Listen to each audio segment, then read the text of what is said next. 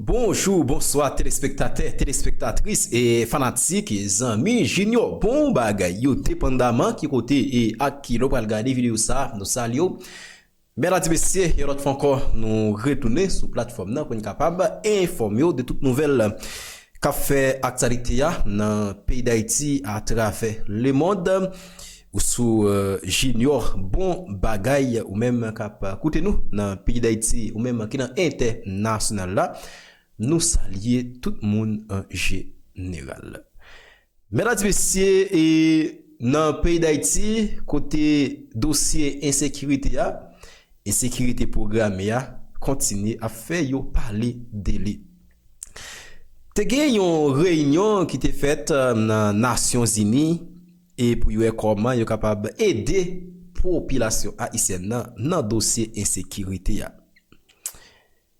Et c'est pas depuis qu'on y a Nations Unies dit la aider Haïti, non? C'est pas depuis jodi à Nations Unies dit a aider Haïti. Là yo dit a aider, c'est le contraire yo fait. Mais ça qui tire attention dans ça qui passe dans réunion ça, gen moun, gen femme et en général, gen un citoyen qui parle et qui pas parler. Nous allons entendre un discours ensemble avec moi là, mesdames et messieurs. Et discours ça, s'il te gagne 3 ans, moi t'a prend chaise moi pour me t'étendre. S'il te gagne 5 ans, moi t'a prend chaise moi pour me t'étendre parce qu'il nous remet ça. Le nous des citoyens citoyennes qui campent, qui parlent en faveur pays d'Haïti, en faveur et sans cap couler et qui participent couler dans le pays d'Haïti. Madame Pascal Solage dans les Nations Unies, mesdames et messieurs, qui fait un discours. Chaque femme ou même qui c'est femme, mettez droit tout, prends droit tout et belle petit droit ça ou gagné, mettez le dans vidéo pour partager. OK? Ou même qui c'est femme, belle mesdames haïtiennes moi yo, ou même qui gagne belle et belle petit droit ça ou belle petit droit là. Gardez de tout mesdames gardez droit non. Gardez droit tout. Eh bien, au fin gardez droit tout, belle petit droit ça ou gagné. Eh bien, prenez mettez-le en bas vidéo ça pour partager. Mesdames et messieurs, entendre et Madame Pascal qui fait un discours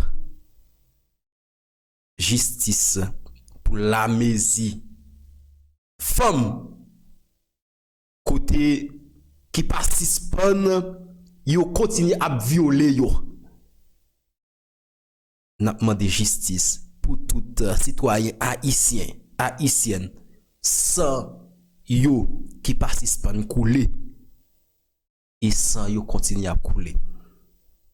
Femme, ti moun et côté situation dans le pays d'Haïti, ça cause en pile mesdames yo la ge koyo dans ça qui pas bon.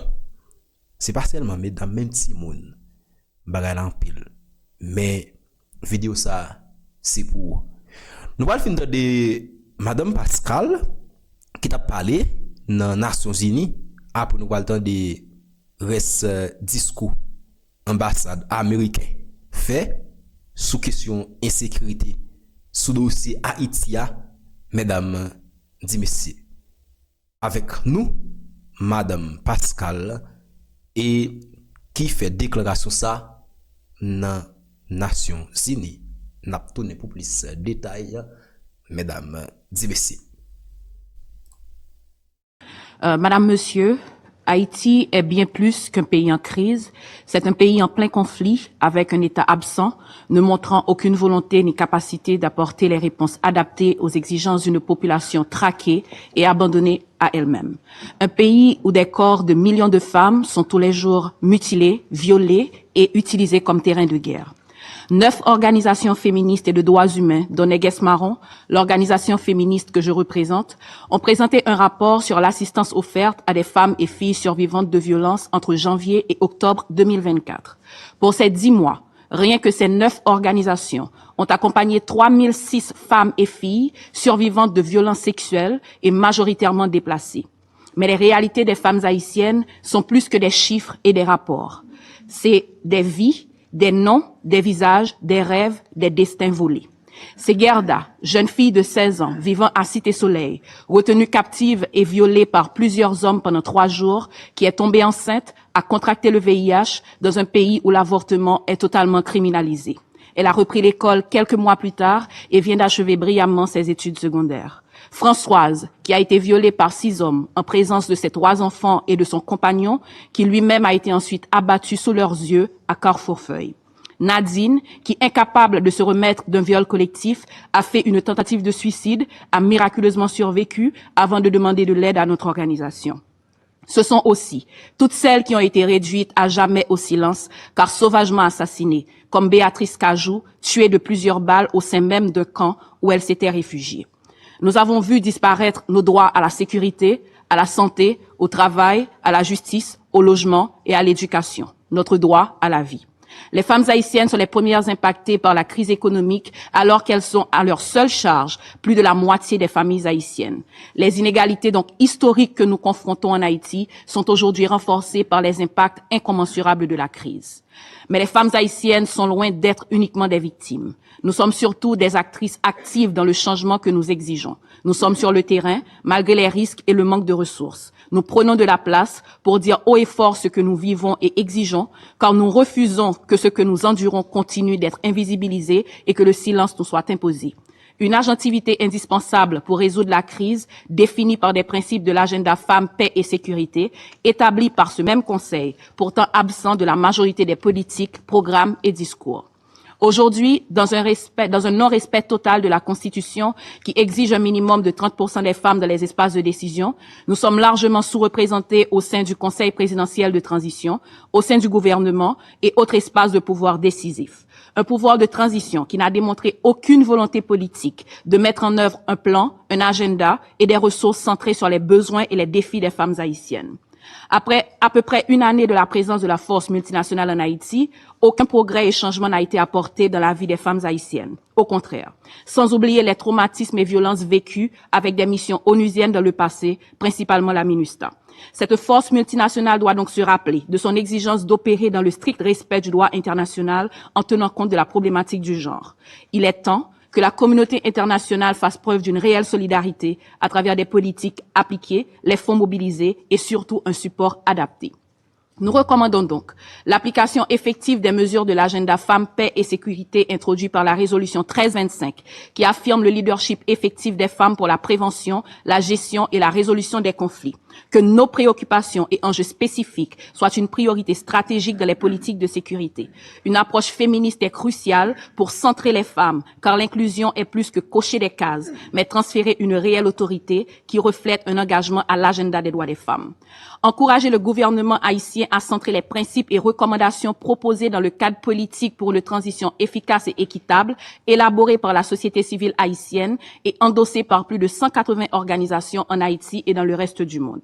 Le Conseil de sécurité doit exiger et imposer des mesures contraignantes pour bloquer le flux d'armes et de munitions qui alimentent les gangs en Haïti, principalement celles venant des États-Unis, continuer avec les sanctions contre les acteurs liés aux gangs armés et impliqués dans la corruption. Encourager le gouvernement haïtien à suivre les recommandations d'organisations de la société civile, dont Neges Marron, qui ont proposé des pôles judiciaires pour poursuivre les crimes sexuels et financiers et mettre en place un organe de justice transitionnelle pour enquêter et poursuivre les crimes de haut niveau en garantissant l'inclusion des femmes survivantes comme témoins, actrices et bénéficiaires de justice et de réparation. Aider le gouvernement haïtien à renforcer les institutions haïtiennes, les unités spécialisées en violence basée sur le genre au sein de la police nationale d'Haïti et faire de même au sein de la force multinationale. Je veux rappeler que le peuple haïtien a la première responsabilité de résoudre la crise et de décider du futur de notre nation. Cependant, un large soutien dont nous avons besoin dépend de la communauté internationale qui doit, accompagner les choix et les priorités définis par les Haïtiennes et les Haïtiens, assumer sa part de responsabilité dans la crise et réparer les torts causés à notre nation, comme la restitution par la France à Haïti des fonds de la dette de l'indépendance. Nous avons besoin d'une approche coordonnée, multilatérale, respectueuse de la souveraineté haïtienne pour rétablir l'ordre, renforcer les fondements d'une gouvernance démocratique et assurer une stabilité durable. Merci beaucoup. Je remercie Madame Pascale Solage pour son exposé et je donne maintenant la parole aux membres du Conseil qui souhaitent faire une déclaration. Je donne la parole à Madame la représentante des États-Unis. Thank you. Merci, Monsieur le Président. Merci à la représentante spéciale, Maria Isabelle Salvador. Merci à Madame Monica Djouma et à Madame Pascale Solage pour vos interventions. J'aimerais saluer les efforts déployés par l'ensemble de l'équipe du BINU à Haïti. D'après le rapport trimestriel du secrétaire général et suite aux interventions que nous avons entendues, il ressort très clairement de cette situation qu'il existe des tendances terribles de violence sexuelle, de recrutement d'enfants par les gangs. Haïti est confronté à bien des difficultés en matière de sécurité et de gouvernance. Nous faisons part de nos condoléances aux citoyens d'Haïti pour les pertes subies et aux citoyens au gouvernement du Kenya suite au décès d'agents de police de la force multinationale. Madame Salvador, nous saluons les équipes que vous déployez avec votre équipe pour mettre en œuvre le mandat du BINU. Mais comme votre rapport l'indique clairement, la situation sécuritaire entrave la mise en œuvre du mandat. Les violences perpétrées par les gangs sapent les services critiques dont a besoin le BINU pour mener à bien son mandat. À l'heure actuelle, le BINU conserve une équipe très limitée sur le terrain, alors que le reste du personnel travaille à distance. De plus, l'appui médical du BINU se limite à un seul médecin et un volontaire des Nations Unies et un infirmier à mi-temps. Cela entrave également la capacité de mise en œuvre du mandat. Comme le BINU et la représentante spéciale l'ont dit, une mission politique spéciale, même avec un renforcement sécuritaire, n'est pas en mesure de faire face aux enjeux que représentent les violences perpétrées par les gangs. Qui plus est, la question de l'organisation d'élections et la restauration de l'ordre constitutionnel se pose. Les violences perdurent dans la région de Port-au-Prince, mais aussi maintenant au-delà de la capitale. Les États-Unis appuient la déclaration de la CARICOM condamnant toute mesure visant à déstabiliser les institutions de Haïti. Nous continuons d'appuyer les efforts déployés par la mission de force multinationale avec à sa tête le Kenya pour lutter contre les gangs. La corruption est encore un problème central. Nous condamnons les auteurs de ces actes ou encore les actes de coopération avec les gangs. Ces conditions sont propices aux gangs et nous éloignent encore d'une solution. Nous attendons les recommandations du groupe d'experts sur Haïti quant à l'adoption de sanctions. Le gel d'avoirs, l'interdiction de voyage pour les responsables de gangs, entre autres, sont des outils à notre disposition pour promouvoir la reddition de comptes pour les fauteurs de troubles. Nous devons appuyer les efforts de lutte contre la corruption et garantir la reddition de comptes. C'est indispensable pour mettre fin aux violences. Enfin, nous sommes conscients de la gravité de la situation sécuritaire. Nous devons donc nous pencher sur la question des efforts de stabilisation à long terme, tant pour ce qui est des efforts du BINU que de la force multinationale. Nous allons continuer à coopérer étroitement avec le BINU, le gouvernement haïtien, la force multinationale, l'OEA et la communauté internationale pour continuer à aller de l'avant. À cette fin, nous encourageons les bailleurs de fonds internationaux à contribuer à ces efforts. Alors que nous avons l'intention d'aider Haïti à garantir la paix, la stabilité et la prospérité, et alors que nous sommes reconnaissants aux pays qui ont contribué à titre gracieux ou financièrement à la force multinationale, nous ne pouvons plus assumer à nous seuls le fardeau. Merci. Et je donne la parole à Monsieur le représentant du Panama.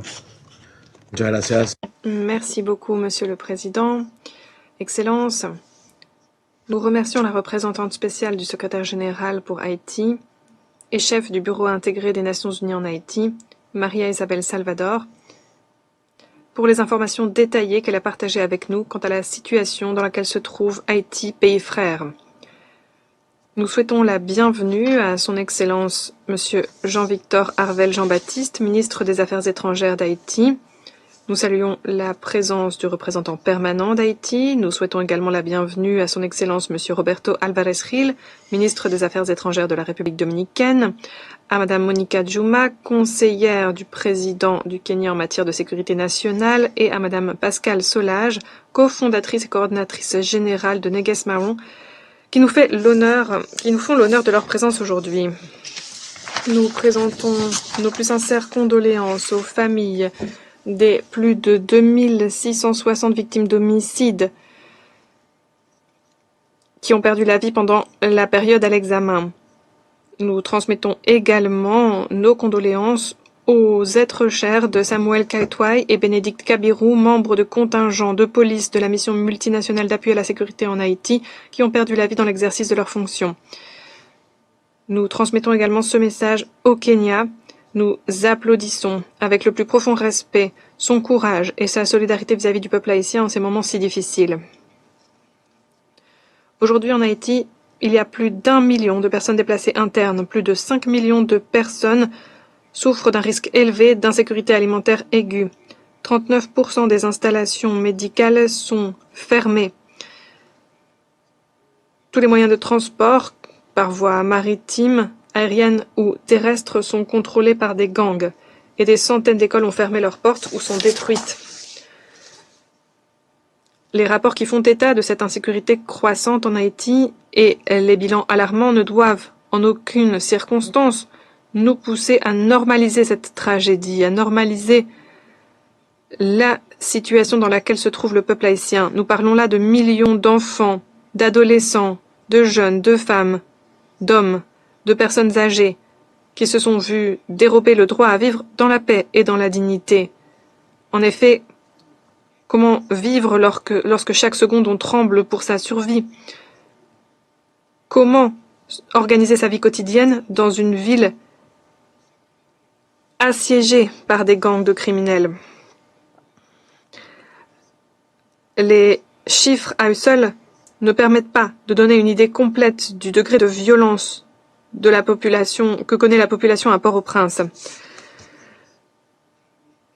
Nous déplorons l'escalade de la brutalité, des attaques visant des patients à l'intérieur d'ambulances, une augmentation alarmante des cas de violences sexuelles ou sexistes ou fondées sur le genre, y compris les viols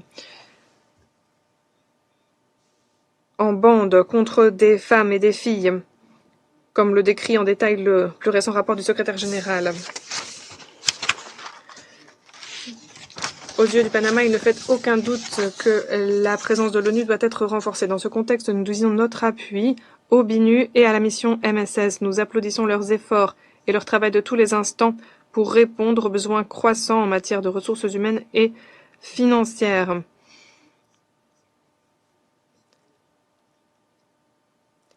C'est là un élément crucial si l'on veut pouvoir parler d'un avenir fait de paix, de sécurité et de progrès pour le peuple haïtien. Les recommandations présentées par le secrétaire général voilà 2 mois aux membres du Conseil sont un bon point de départ pour avancer dans la bonne direction et pour passer des engagements en mesures concrètes sur le terrain, en mesures adaptées à la réalité haïtienne et à la région de l'Amérique latine et des Caraïbes. Il nous semble notamment prioritaire pour le BINU d'incorporer une unité spécialisée qui prêterait main forte aux autorités haïtiennes pour faire appliquer l'embargo sur les armes.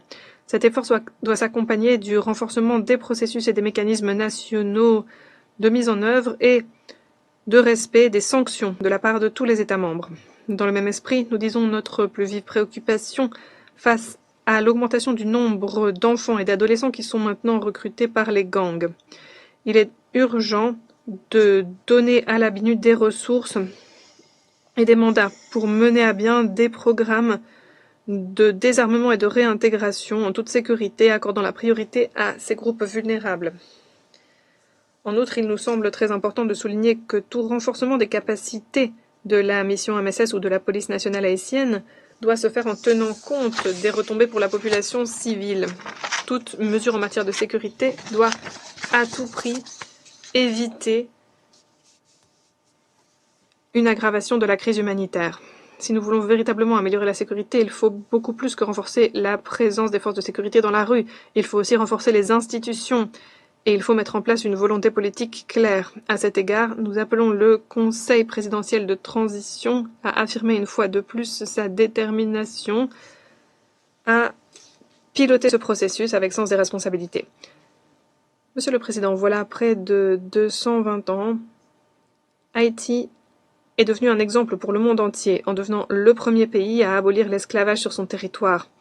Cette décision courageuse et digne a non seulement représenté un jalon dans l'histoire des droits de la personne, mais a aussi été une source d'inspiration pour toute notre région, y compris pour mon pays, nous poussant à suivre le même chemin, le chemin de la lutte pour l'indépendance et la lutte pour la revendication des droits des personnes d'ascendance africaine en Amérique latine et dans les Caraïbes. Cet esprit, l'esprit de la lutte pour la liberté et la justice, continue de vivre, de fleurir au sein de la société civile haïtienne et dans toute la population.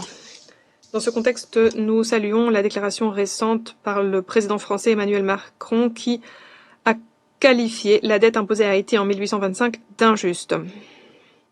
Nous devons aujourd'hui dire avec fermeté au peuple haïtien qu'il n'est pas seul, que nous sommes en train d'étudier toutes les options à disposition pour apporter des solutions à cette crise. Des solutions qui doivent être pilotées par les Haïtiens eux-mêmes et avec un accompagnement du Conseil de sécurité et de la communauté internationale. Haïti, en effet, mérite de vivre des jours meilleurs. Pour cela, elle a besoin de tout notre appui. Merci beaucoup. Représentant de Panama pour sa déclaration et je passe la parole à Monsieur le représentant permanent de la Fédération de Russie. Monsieur le Président, nous remercions la représentante spéciale du secrétaire général, Madame Maria Salvador, pour son rapport sur la situation en Haïti. Nous sommes reconnaissants à la conseillère à la sécurité nationale auprès du président du Kenya et nous avons écouté avec attention la représentante de la société civile, Madame Pascal Solage.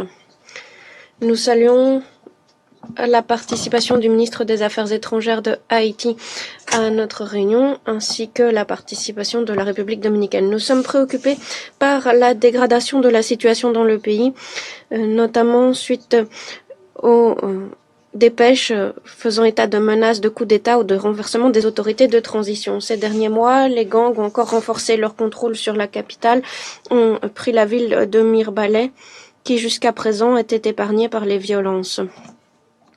Nous prenons note du rôle de la police nationale, dernier obstacle sur la voie des groupes criminels. Dans le même temps, nous sommes préoccupés par les informations indiquant que le bilan s'alourdit parmi la population civile en raison d'échanges de tirs et de recours à la force non proportionnelle de la part des autorités de mise en œuvre de la législation. La police doit protéger la population civile et non pas être responsable de sa propre supervision. Nous espérons que les nouvelles tactiques de lutte contre les gangs, telles que l'utilisation de drones, ne se feront pas aux dépens de la population civile. Dans ce contexte, nous ne voyons pas de preuve du rôle que joue la mission multinationale dans le pays. Cela s'explique en partie par le fait que le contingent international n'est pas suffisant pour contrôler la situation dans la capitale ou encore pour procéder à des patrouilles dans les quartiers d'autres villes. Pour bien comprendre l'efficacité de la mission et sa nécessité, le Conseil de sécurité a besoin d'informations plus détaillées. Évidemment, les exposés tels que l'intervention de la conseillère en matière de sécurité auprès du président du Kenya permet de renforcer la transparence de la mission et la confiance. Monsieur le Président, nous avons étudié les propositions du secrétaire général quant au renforcement de l'assistance de l'ONU. Nous sommes prêts à en discuter avec les collègues du Conseil. Dans le même temps, il est clair que pour créer de nouveaux mandats ou de nouvelles structures, il nous faudra des mois que ce pays en situation de catastrophe n'a pas. Nous estimons que nous devons donner la priorité aux instruments existants tels que la mission multinationale. Les pays bailleurs de fonds qui l'ont créé et qui ont promis un financement stable doivent honorer leurs engagements afin que ce mandat puisse être mis en œuvre de façon adéquate. S'agissant des sanctions du Conseil de sécurité de l'ONU, leur adoption, comme nous avons pu le constater, n'a pas contribué à une modification de la situation dans le pays. Les autorités à Port-au-Prince ne connaissent pas le fonctionnement du régime et ne l'appliquent pas dans la pratique. En fait, ce régime de sanctions n'est pas mis en œuvre. L'embargo sur les armes n'empêche pas les gangs armés d'enrichir leurs arsenaux et Washington, malgré sa contribution au comité de sanctions, ne prend pas les mesures nécessaires pour endiguer le flux d'armes vers l'île. Nous sommes convaincus que les sanctions ne peuvent pas être un facteur déterminant dans la lutte contre la criminalité. Pour cela, il faudrait avant tout renforcer les organes nationaux de mise en œuvre de la législation. Monsieur le Président, la débauche de violence à Haïti n'est pas le fruit du hasard, mais bien un résultat logique de la dégradation de la situation dans un pays qui a tant souffert et qui, depuis plusieurs années, est dépourvu d'autorités élues démocratiquement. En avril 2024, on a célébré, ou plutôt en avril 2024, on a formé en toute hâte le Conseil présidentiel qui n'est pas capable de faire face à les situations et de s'acquitter de la confiance dont il a bénéficié. Dans ce contexte, les demandes pour un pouvoir plus représentatif de la part de la société civile se comprennent. Les efforts doivent contribuer à la tenue d'élections et à un référendum constitutionnel afin de garantir des autorités démocratiquement élues. Dans le même temps, en l'absence de sécurité ou d'un État capable de la garantir, la possibilité d'organiser des élections est remise en question. Nous estimons que la solution à plus long terme dépend des Haïtiens eux-mêmes qui doivent pouvoir, sans ingérence extérieure, trouver des réponses aux nombreux enjeux auxquels fait face le pays. Nous savons que le peuple haïtien a la possibilité de défendre ses intérêts nationaux et son pays face aux interventions extérieures. L'histoire de ce pays en est la preuve. Il y a quelques jours, nous avons célébré en grande pompe les 200 ans de la reconnaissance d'indépendance de l'État d'Haïti par Paris. Cette reconnaissance s'est accompagnée d'obligations honteuses, notamment l'indemnité à payer pour l'indépendance, première fois dans l'histoire où une victime a dû dédommager son obsesseur. En conséquence, ce jeune État haïtien a été contraint pendant 140 ans de payer des sommes faramineuses aux colonisateurs français qui, avant l'indépendance de Port-au-Prince, pendant des décennies, ont siphonné les ressources naturelles et ont exploité allègrement la population locale. D'après les experts, les pertes économiques pour Haïti en raison de ce paiement de la dette dépassent les 20 milliards de dollars américains. Dans ces conditions, l'on peut comprendre pourquoi les autorités haïtiennes et la société haïtienne appellent à des dédommagements pour le versement de ces dettes. Nous appuyons les demandes légitimes de Haïti, tout comme d'autres pays de l'hémisphère sud, qui appellent les anciennes métropoles à être responsables des crimes commis pendant l'ère coloniale. Il convient de tourner la page de cette période honteuse de notre histoire. Merci. Je remercie Monsieur le représentant permanent de la Fédération de Russie pour sa déclaration et je donne la parole à Madame la représentante permanente du Guyana. Thank you, Mr. President. Merci, Monsieur le Président. J'ai l'honneur de prononcer cette intervention au nom des A3+, l'Algérie, la Sierra Leone, la Somalie et mon propre pays, le Guyana. Nous remercions la représentante spéciale Salvador, Madame Djouma et Madame Solage pour leurs exposés. Nous saluons la participation de son Excellence Jean-Victor Harvel Jean-Baptiste, ministre des Affaires étrangères de Haïti, et le représentant permanent de Haïti. Nous saluons son Excellence Roberto Alvarez Gil, ministre des Affaires étrangères de la République dominicaine, qui participe à notre réunion. Notre réunion a lieu alors que des dépêches font état d'une recrudescence des violences et d'autres activités déstabilisatrices perpétrées par des gangs à Port-au-Prince et aux alentours de Port-au-Prince. Nous condamnons le meurtre de civils innocents aux mains de gangs criminels. Nous faisons part de notre solidarité infaillible avec Haïti. Nous faisons part de nos plus sincères condoléances au peuple et au gouvernement de Haïti au lendemain des attaques à Kenskoff et dans certains quartiers de Carrefour. Nous faisons part au Kenya et à la population du Kenya de nos condoléances suite au décès parmi les membres du contingent. Nous rejetons toute volonté de remplacer les autorités de gouvernance de transition par la force ou la violence. Nous appelons la communauté internationale à appuyer ce processus mené par et pour Haïti, qui doit donner la priorité à la paix et la stabilité et la restauration de l'ordre démocratique dans le pays. L'insécurité croissante continue d'avoir des conséquences dévastatrices pour la population haïtienne et continue d'exacerber les crises humanitaires, économiques et politiques tout en renforçant l'insécurité alimentaire et nutritionnelle. Nous félicitons les efforts déployés par les autorités nationales avec le BINU, l'ONU et d'autres partenaires internationaux pour combler les lacunes dans les efforts déployés pour faire face aux enjeux multidimensionnels dans le pays. Nous prenons note des mesures visant à améliorer la coordination des efforts de protection des personnes déplacées à l'intérieur du pays, l'amélioration de la supervision des droits humains et encore le renforcement des efforts en matière de lutte contre les violences sexuelles et sexistes. Nous saluons les efforts de réintégration des enfants et des jeunes touchés par le conflit dans le cadre des efforts déployés par la Commission nationale sur le désarmement, la démobilisation et la réintégration. Certes, nous saluons ces évolutions positives, mais force est de constater que la situation se dégrade de jour en jour. Le Conseil ne peut pas accepter ce statu quo. Nous devons agir maintenant et renforcer les efforts internationaux pour fournir l'appui nécessaire en matière de renforcement de la sécurité, de la stabilité, de la reconstruction économique et sociale, ainsi que de l'édification des institutions démocratiques d'Haïti.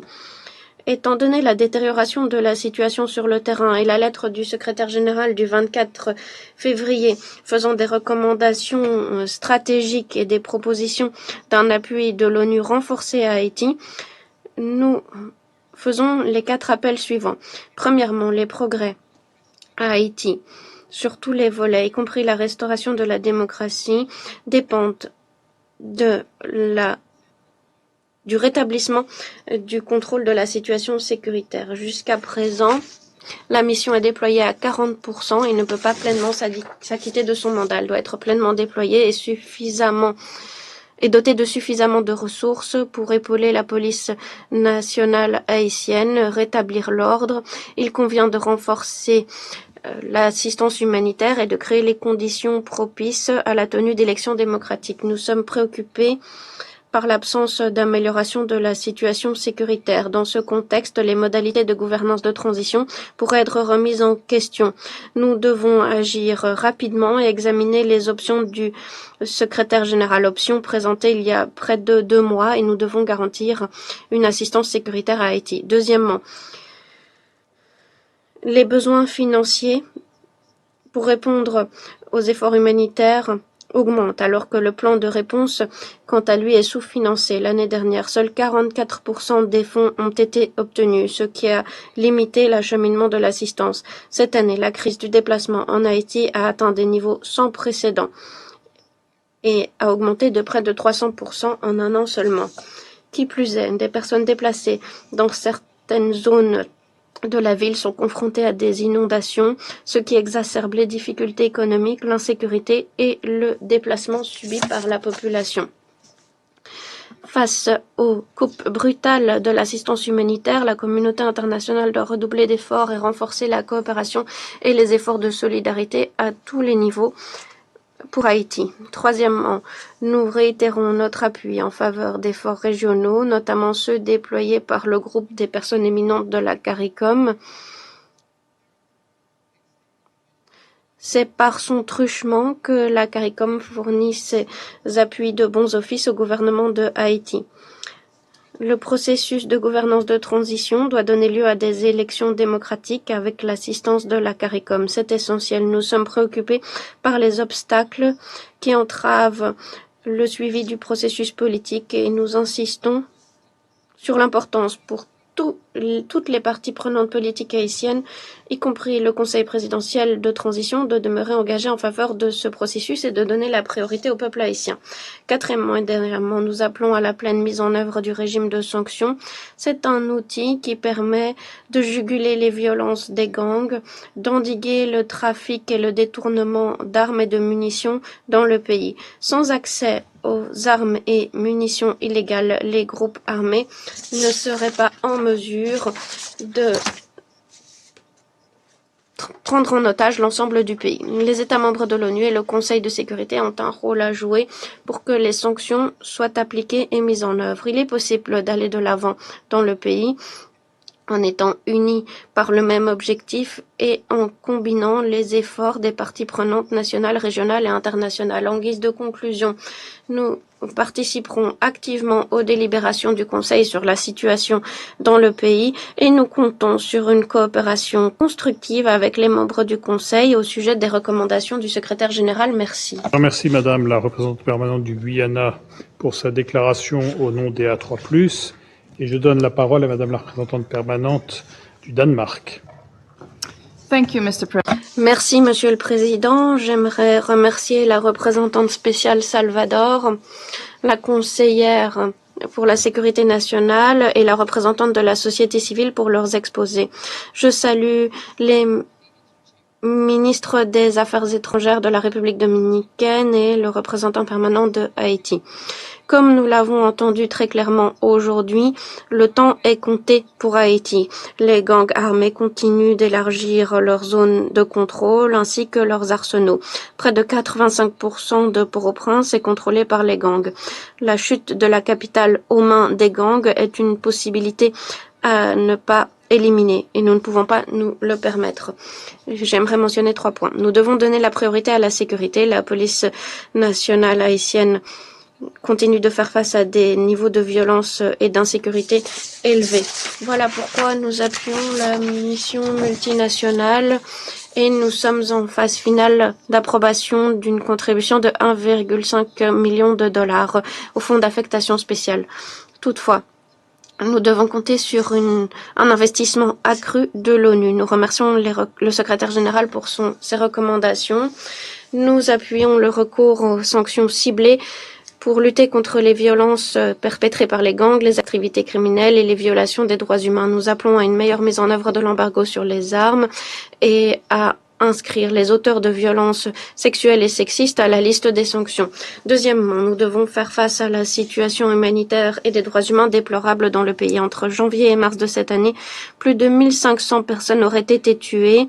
Les membres des gangs font montre d'une violence extrême, ayant pour objectif de susciter la peur parmi la population. Personne n'est à l'abri de ces violences. Les femmes et les filles sont victimes de nombreuses violences sexuelles et sexistes, avec des témoignages effroyables d'enlèvements, de viols et d'exécutions.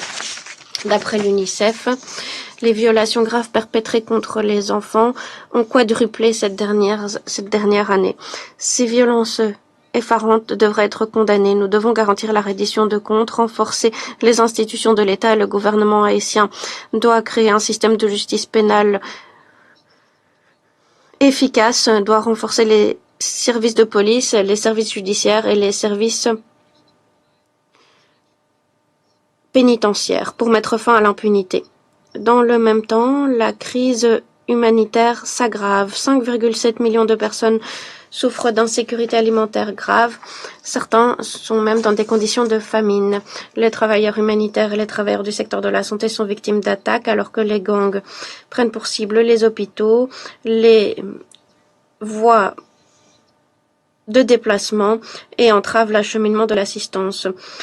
Ces travailleurs ne devraient jamais être pris pour cible et il convient de garantir leur sûreté et leur sécurité. Nous devons progresser sur le volet politique. Moins d'un an nous sépare quant à la fin de la mise en œuvre de la feuille de route. De véritables améliorations doivent être obtenues pour la tenue d'élections libres et inclusives. Nous exhortons le Conseil présidentiel de transition, le Premier ministre et les parties prenantes à coopérer pour lutter contre la corruption et donner la priorité au bien-être de la population haïtienne. Nous condamnons toute tentative de remplacer les modalités de transition par la force. Monsieur le Président, en guise de conclusion, nos intervenants nous ont dépeint un pays en crise et ayant besoin d'un appui urgent. Notre Conseil doit être à la hauteur de l'urgence de la crise et agir avec détermination. Haïti doit demeurer une priorité pour nous et nous sommes prêts, avec les autres membres du Conseil, à y parvenir. Merci. Pour sa déclaration, et je donne la parole à Monsieur le représentant permanent du Pakistan. Thank you. Merci, Monsieur le Président. Nous remercions la représentante spéciale du secrétaire général, Madame Maria Isabel Salvador, pour son exposé circonstancié. Nous avons pris note de son appel urgent à l'action. D'emblée, je salue et j'applaudis les efforts du BINU alors que l'environnement se détériore rapidement et devient de plus en plus complexe en Haïti. Nous avons également écouté avec attention Madame Monica Djouma, conseillère nationale en matière de sécurité pour la présidence kenyane. Le Pakistan applaudit les efforts de la mission MSS avec à sa tête le Kenya pour ramener la paix et la stabilité en Haïti. Nous avons également écouté avec attention Madame Pascale Solage qui nous a parlé des dures réalités que connaissent les Haïtiens, notamment les Haïtiennes. Je salue également la participation des ministres des Affaires étrangères d'Haïti et de la République dominicaine à notre réunion. Les troubles qui continuent de secouer Haïti doivent nous préoccuper au plus haut point. Avec chaque jour qui passe, avec chaque heure qui passe même, le pays semble sombrer davantage dans l'instabilité, le chaos et l'incertitude. C'est une trajectoire bien triste qui a débuté avec l'assassinat du président Moïse. Haïti est aux prises avec 3 crises politiques, sécuritaires et humanitaires qui se conjuguent.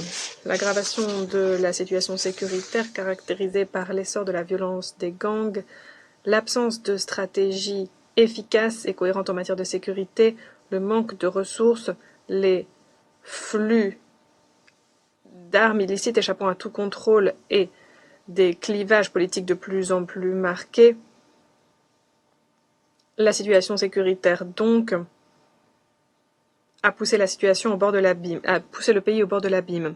Nous sommes très préoccupés par les signalements selon lesquels des gangs armés ont pris le contrôle de la plupart des quartiers de Port-au-Prince et menacent maintenant directement les institutions de l'État.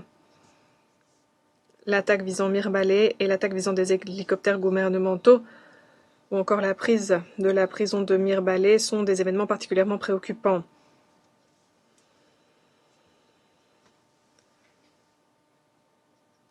La situation humanitaire est tout aussi précaire. Près de la moitié de la population haïtienne souffre d'insécurité alimentaire aiguë. Les services dans le domaine de la santé ou de l'éducation se sont presque effondrés. Les violences des gangs ont entraîné le déplacement de dizaines de milliers de personnes alors que la situation humanitaire était déjà fragile. Nous saluons le courage, la résilience et l'abnégation des acteurs humanitaires qui continuent leur travail dans des conditions si difficiles et dangereuses. La classe politique haïtienne doit de nouveau assumer sa responsabilité première, à savoir placer le pays sur une voie claire, inclusive, durable pour parvenir à la stabilité. Un processus par et pour les Haïtiens doit être mis en branle un processus participatif vaste. C'est indispensable pour rétablir la paix et la sécurité.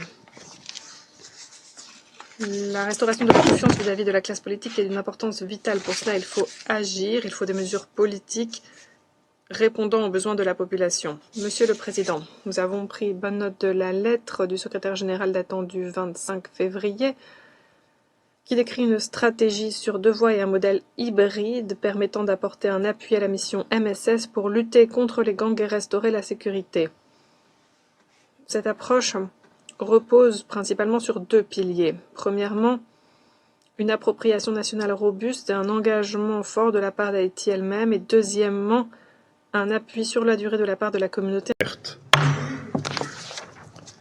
L'ordre du jour provisoire de la présente séance est la question concernant Haïti.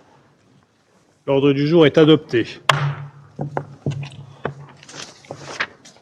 Conformément à l'article 37 du règlement intérieur provisoire du Conseil, j'invite les représentants de la République dominicaine, d'Haïti et du Kenya à participer à la présente séance. Il en est ainsi décidé.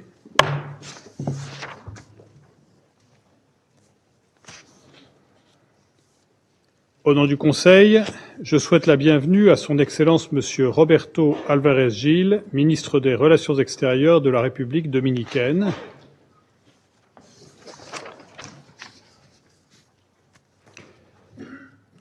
Conformément à l'article 39 du règlement intérieur provisoire du Conseil, j'invite les intervenantes suivantes à participer à la présente séance. Madame Maria Isabel Salvador, représentante spéciale du secrétaire général pour Haïti et chef du bureau intégré des Nations Unies en Haïti, ainsi que Madame Pascale Solage, cofondatrice et coordonnatrice générale de Neges Mawon. Il en est ainsi décidé.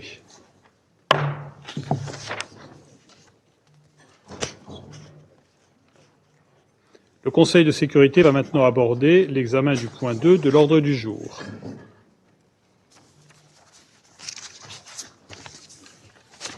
Je donne la parole à Madame Maria Isabel Salvador, représentante spéciale du secrétaire général pour Haïti et chef du bureau intégré des Nations Unies en Haïti. Vous avez la parole, Madame. Monsieur le Président, Mesdames et Messieurs les membres distingués du Conseil de sécurité, Excellences, je vous remercie de m'accueillir une fois de plus aujourd'hui pour m'adresser à vous en cette période critique pour Haïti. Depuis mon dernier exposé au Conseil en janvier, la situation sécuritaire en Haïti s'est encore une fois dégradée. Cette fois-ci, je veux lever un cri et un appel qui puissent vous aider à mieux comprendre ce que risque d'être un point de non-retour dans la crise haïtienne. Depuis fin janvier, des groupes de criminels organisés ont lancé des attaques coordonnées pour saisir davantage de territoires et miner l'autorité de l'État. Ils ont pris pour cible Kenskoff, la dernière route permettant de quitter Port-au-Prince qui ne soit pas encore pleinement sous le contrôle des gangs. Et simultanément, ils ont réalisé des avancées dans Delmas, le centre de Port-au-Prince et Pétionville, des zones qui étaient jusqu'ici épargnées. Ces villes sont encore plus déstabilisées à présent. Les attaques ont touché également les départements de l'Ouest, du Centre et d'Artibonite. C'est donc une stratégie là visant à dessein à dépasser les forces de sécurité. Récemment, des gangs ont saisi Mirbalais. Au cours de cette attaque, plus de 500 détenus se sont échappés. Il s'agit de la 5e évasion en moins d'un an. Cela fait partie d'un effort délibéré visant à dominer la société, démanteler les institutions et semer la peur. L'ampleur et la durée de ces violences ont débordé la police nationale haïtienne malgré l'appui des forces armées haïtiennes et de la mission multinationale d'appui à la sécurité. En février et mars, 1086 personnes ont été tuées et 380 ont été blessées. Selon l'Organisation internationale des migrations, plus de 60 000 ont dû quitter leur foyer de force ces 2 derniers mois.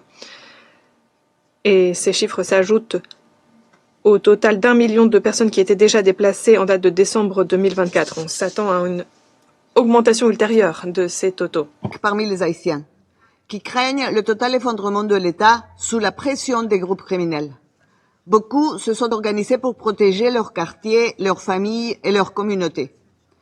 Ces derniers jours, la frustration a poussé des milliers de citoyens à manifester pour réclamer des mesures plus efficaces, tandis que certains politiciens ont exploité cette insécurité croissante pour contester le pouvoir en place. Les autorités nationales ont intensifié leurs efforts, dans la limite de leurs moyens, pour renforcer les forces de sécurité et améliorer la coordination entre la police, les forces armées d'Haïti et la mission multinationale de soutien à la sécurité. Le 14 avril, un budget révisé a été adopté pour soutenir les capacités de la police et de l'armée. Il est essentiel que toute mesure future renforce les institutions de sécurité dans le respect de l'état de droit, sous autorité civile et en conformité avec les normes en matière des droits humains. Néanmoins, je dois être très franche, responsable et honnête.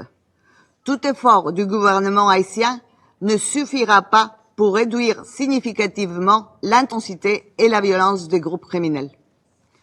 Mr. President, Monsieur le Président, Excellence, quitte à me répéter, dans ce contexte, renforcer l'appui international pour Haïti est plus important que jamais, notamment à travers une revue à la hausse des financements et des capacités opérationnelles renforcées pour la mission multinationale. J'applaudis la direction déterminée du Kenya et je remercie tous les États membres qui contribuent à la mission. Mais à ce stade, tous les États membres doivent revoir à la hausse leur appui aux forces de sécurité haïtiennes, notamment à la mission multinationale d'appui à la sécurité. Ce n'est pas une option, c'est une nécessité. Il n'y a pas d'autre alternative viable.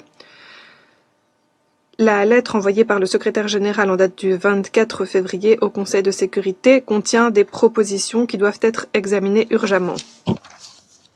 Monsieur le Président, Excellencies, as the security crisis Alors que la crise sécuritaire touche aujourd'hui toutes les sphères de la vie en Haïti, la présence de l'ONU est mise à rude épreuve. L'isolement de la capitale étant donné la suspension des vols commerciaux depuis novembre 2024 et les bouclages des routes reste le principal défi opérationnel. En réaction à cela, le BINU et les agences de l'ONU ont adopté des modalités hybrides et ont réduit leur présence à Port-au-Prince pour poursuivre leurs opérations et continuer de fournir l'aide qui permet de sauver des vies. Cependant, sans financement prévisible et suffisant, même la présence minime de l'ONU risque de devenir insoutenable et cela mettrait à mal notre capacité à répondre aux priorités de notre mandat. Je remercie le PAM qui veille à garantir l'accès malgré des contraintes extrêmes et j'appelle à continuer et à revoir la hausse l'appui au PAM Haïti. Sans cette planche de salut, les opérations de l'ONU pourraient être encore réduites alors que le pays en a besoin plus que jamais. Les autorités haïtiennes, avec le soutien du BINU, ont pris des mesures pour faire avancer le processus politique. Le Conseil présidentiel de transition, dirigé par M. Fritz Jean, a maintenu l'engagement de tenir des élections pour transférer les pouvoirs à des autorités élues d'ici février 2026, conformément à l'accord conclu il y a un an. Le comité de pilotage de la conférence nationale a mené de larges consultations dans les départements du pays et avec la diaspora sur la révision constitutionnelle, tandis que le Conseil électoral provisoire a lancé des consultations avec les acteurs politiques et de la société civile et avancé dans les préparations administratives et logistiques. Le PNUD a redéfini son projet d'appui électoral et une task force des agences des Nations Unies, sous la direction de BINU, a été créée selon les recommandations de la mission d'évaluation de besoins. Malgré ces progrès, nombreux sont ceux qui s'inquiètent de la faisabilité du calendrier, la détérioration sécuritaire compromettant les préparatifs essentiels à l'organisation d'un référendum et d'élections inclusives, participatives et crédibles.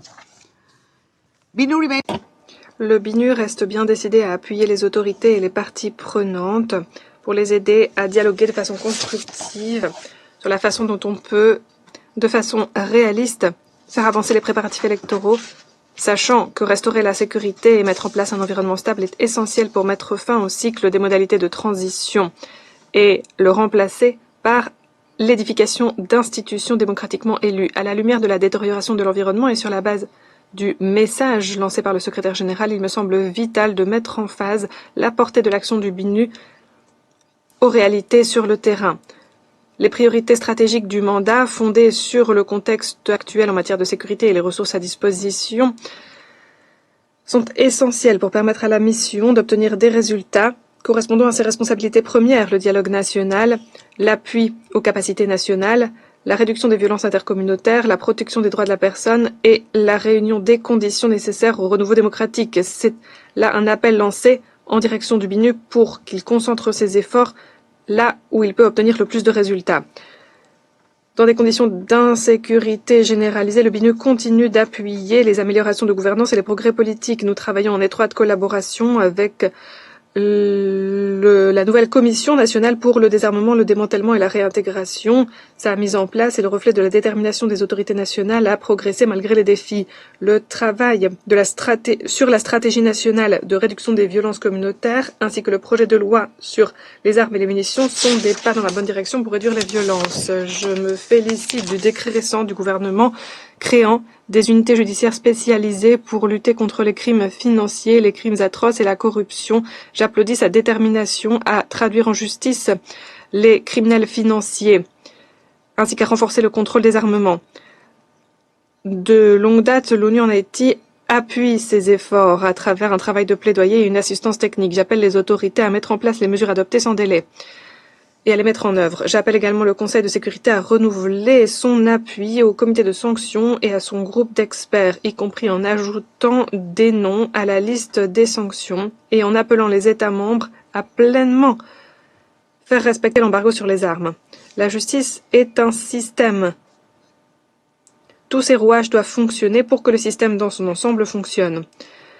La crise humanitaire en Haïti a atteint des niveaux inédits. Les épidémies de choléra et les violences sexistes, notamment dans les sites de déplacement, sont la nouvelle réalité. L'insécurité a entraîné la clôture de 39 installations sanitaires et plus de 900 écoles à Port-au-Prince. J'exhorte les États membres à appuyer le plan de riposte humanitaire. L'ONU reste déterminée à contribuer à acheminer une aide permettant de sauver des vies, notamment aux enfants, aux filles, aux femmes, et à promouvoir la paix sociale à travers les efforts menés par le gouvernement lui-même.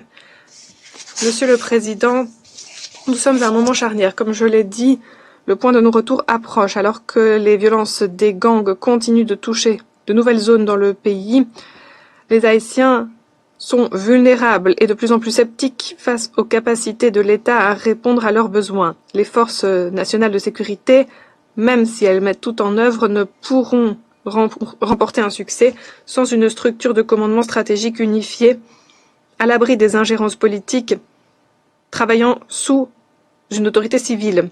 En outre, ces forces ont besoin d'unités spécialisées anti-gang de pointe, de meilleur matériel et de meilleures conditions de travail. Cependant, il faut le dire, sans une assistance internationale arrivant à point nommé, avec détermination, de façon concrète, la situation en Haïti pourrait ne pas changer.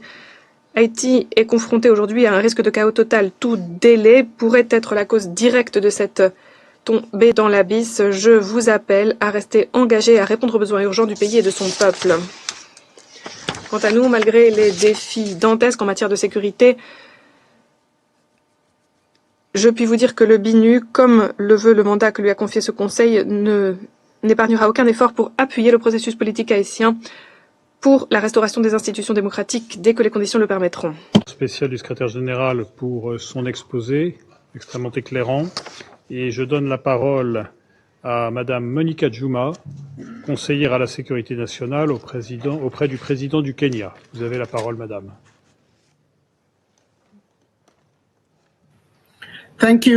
Merci, Monsieur le Président.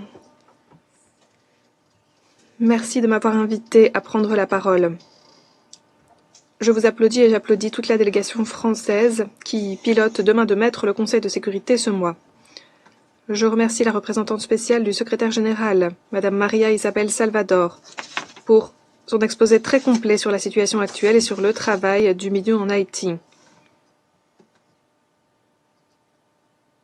Je salue également avec gratitude la participation de l'ambassadeur Éric Pierre, représentant permanent d'Haïti, à cette séance. Monsieur le Président, je remercie tous les membres du Conseil de sécurité qui continuent d'appuyer la République d'Haïti. C'est la marque de la solidarité internationale vis-à-vis de la population haïtienne alors qu'elle est aux prises avec de nombreuses crises complexes liées entre elles. La situation sécuritaire actuelle en Haïti, notamment dans les départements de l'Ouest et d'Artibonite, est très fluide. Depuis le dernier exposé au Conseil de sécurité, Haïti a été la scène d'un essor de la violence des gangs, qui ne touche plus que la capitale aujourd'hui, qui touche également d'autres zones. Les gangs, dans le cadre de la coalition Vivre Ensemble, coordonnent leurs attaques au-delà de Port-au-Prince. Ils s'efforcent de dépasser les ressources de la police nationale et de la mission MSS. Ces attaques menacent de renverser les acquis relatifs réalisés depuis le déploiement de la mission voilà près d'un an. Malgré cela, l'espoir reste en vie. Cet espoir est nourri par la résilience de la population haïtienne qui refuse, malgré tout, d'être l'otage des gangs. Cet espoir est nourri aussi par les efforts des dirigeants politiques qui s'efforcent de restaurer l'autorité de l'État et la gouvernance démocratique. Il est nourri par le travail que continue de réaliser la mission MSS et par l'appui de ce Conseil. C'est un honneur pour le Kenya d'être à la tête de cette mission, même si le niveau de déploiement aujourd'hui est à moins de 40% du niveau auquel on s'attendait, de 2500 troupes, niveau prévu dans le CONOPS. La mission MSS est maintenant parvenue à une étape décisive de ces opérations. Alors que les gangs coordonnent leurs opérations, s'en prennent aux populations, aux installations stratégiques et menacent la classe politique, la mission continue d'être un vecteur vital qui facilite l'accès humanitaire, permet la fourniture de services essentiels, notamment d'éducation, et permet la reprise d'une certaine activité économique dans des zones qui autrefois étaient pleinement sous le contrôle des gangs. La mission MSS a aussi joué un rôle charnière pour garantir la sécurité des institutions gouvernementales et administratives, et récemment elle a permis d'empêcher, de déjouer des plans visant à déstabiliser le gouvernement actuel et à le faire tomber. Les efforts sécuritaires en cours créent un socle sur la base duquel on peut construire davantage de progrès politiques et sécuritaires. J'applaudis également le courage et la détermination de la police nationale haïtienne ainsi que de l'armée qui continuent leurs efforts pour rétablir la sécurité malgré tous les obstacles. J'applaudis également le dévouement des contingents de la mission MSS et j'applaudis très sincèrement tous les États membres qui contribuent à cette mission, les Bahamas, Belize, le Canada, El Salvador, la Jamaïque, le Guatemala, qui ont rejoint le Kenya dans cette mission vitale. Leur détermination de faire et leur sens du sacrifice pour appuyer la stabilité et la sécurité en Haïti sont louables. Et plus important encore, c'est la preuve que cette mission est possible. Malgré les défis dantesques à relever, la police nationale, en collaboration avec les forces MSS, a lancé des opérations anti-gang intenses, y compris la nuit dernière. Et elle a enregistré des progrès notables, notamment pour garantir la sécurité d'infrastructures essentielles et pour empêcher les gangs de pleinement établir leur contrôle sur le pays. Ces progrès montrent manifestement que le potentiel de succès est là. La mission MSS est dotée du bon mandat. Ses responsables ont les compétences nécessaires et les dirigeants politiques veulent restaurer la sécurité. Ce qu'il faut, c'est pleinement déployer la mission et lui donner tous les outils dont elle a besoin. Il faut revoir à la hausse le niveau des troupes de la mission MSS pour obtenir les résultats visés et répondre aux attentes légitimes et élevées de la population haïtienne. Au Kenya aujourd'hui, 260 militaires sont formés, prêts à être déployés, mais ils ne peuvent gagner le théâtre d'opération en raison d'un manque de matériel et d'appui logistique. Je remercie très sincèrement tous les États membres pour leur contribution généreuse en financement, matériel et appui logistique, y compris via le Fonds d'affectation spéciale pour Haïti, mais il reste une lacune de taille qui empêche la mission d'être aussi efficace que nous le souhaiterions. Le niveau opérationnel de la mission MSS est sous-optimal en termes de nombre de troupes, d'actifs disponibles et d'appui logistique pour permettre la création des bases opérationnelles avancées qui sont ô combien nécessaires. À cet égard, le Kenya remercie le Conseil de sécurité qui continue de faire des efforts pour relever les défis que connaît la mission MSS. Des efforts qui ont culminé sur la requête de demande complète, d'évaluation complète plutôt, de la situation en Haïti et de demande d'options éventuelles quant à la forme que pourrait prendre le rôle de l'ONU. Nous reconnaissons à cet égard le rapport du secrétaire général présenté au mois de février. Le Kenya réitère le besoin indéniable pour l'ONU d'en faire davantage et de jouer un rôle plus dynamique pour la stabilisation d'Haïti, conformément à son mandat de maintien de la paix et de la sécurité. Nous appelons les membres à continuer de montrer leur détermination unie à avancer, en mettant l'accent sur les besoins de la population haïtienne qui mérite un avenir stable et sûr. En tant que nation à la tête de la mission, je remercie le Conseil pour ses consultations positives. Excellence, nous ne pouvons pas perdre de temps. Il faut absolument, pour garantir le succès de cette mission, entre autres, endiguer les flux d'armes et de munitions illégales qui vont vers les fauteurs de troubles de façon générale et les gangs en particulier. Les réseaux de criminels organisés participant au trafic d'armes, de drogue, etc., continuent de jeter de l'huile sur le feu de l'insécurité et d'aggraver la fragilité d'Haïti. À cet égard, le Kenya appelle à mettre en œuvre de façon rigoureuse le régime de sanctions adopté par ce Conseil. Tous les États membres doivent le faire pour endiguer les flux d'armes profitant aux gangs. De cette façon, les gangs auront moins d'armes et cela réduira aussi les risques que courent les membres de la mission MSS sur le théâtre d'opération. Je répète que bien que cette mission soit une intervention certes innovante et essentielle, elle n'est qu'une partie de la solution. Interruption du signal sonore.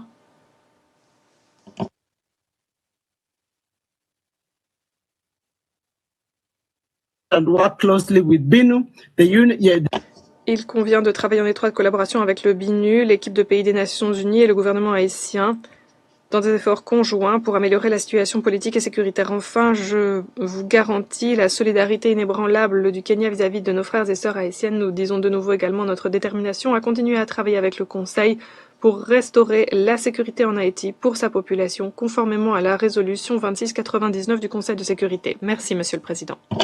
Merci, Madame la conseillère à la sécurité nationale auprès du président du Kenya pour votre déclaration et plus encore pour l'engagement du Kenya pour la paix et la sécurité en Haïti.